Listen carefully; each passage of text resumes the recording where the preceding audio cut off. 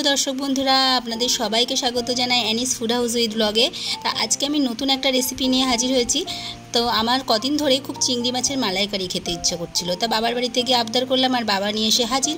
एखाने 500 ग्राम मतो चिंगड़ी माछ छिलो। तो रान्नाटा आमिई करे फेललाम। आर एखाने ओई चिंगड़ी माछटा भालो करे धुए केटे परिष्कार करे नियेछि, लबण हलुद माखिये 2 থেকে 4 मिनिट मतो ढाका दिये रेखे दिलाम। एबार एखाने निये नियेछि काटा पेঁয়াজ, आदा, काँचा लंका और रसुन। रसुनटा खूबই সামান্য দিতে হবে, কেননা এখানে নারকেলের দুধ পড়বে, বেশি রসুনের ফ্লেভারটা খুব একটা ভালো লাগবে না। তো আমি মিক্সিতে এগুলো বেটে নেব, ভালো করে পেস্ট করে নেব। তো তার জন্য মিক্সিতে এগুলো দিয়ে দিলাম।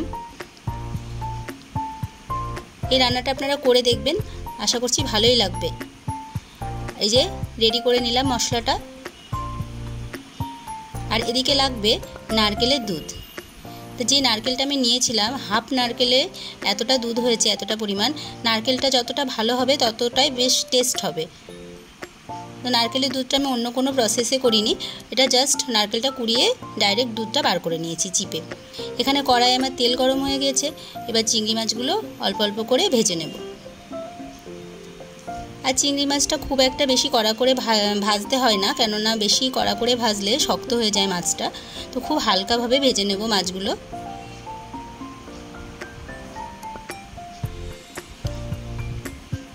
এই যে এরকম ভাজলেই হবে। মাছগুলো ভেজে আমি তুলে নেব। সব মাছ ভাজা রেডি।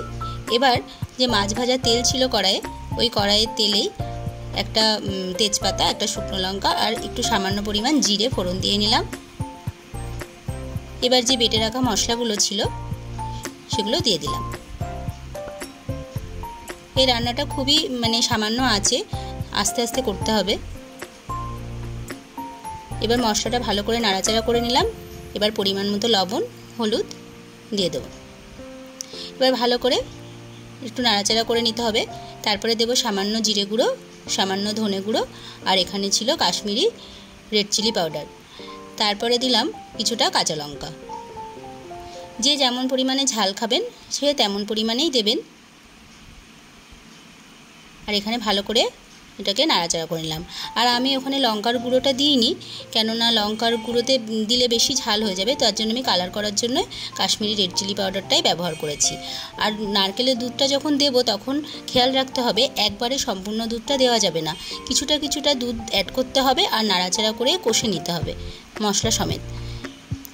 আবার খানিকক্ষণ কষা হয়ে গেলে তারপরে আবার একটু দুধ দিয়ে আবার কষতে হবে, কেননা একবারে সম্পূর্ণ দুধ দিলে দুধটা কেটে যাওয়ার সম্ভাবনা থাকবে। এখানে আমার মশলাটা পুরো কষা হয়ে গেছে।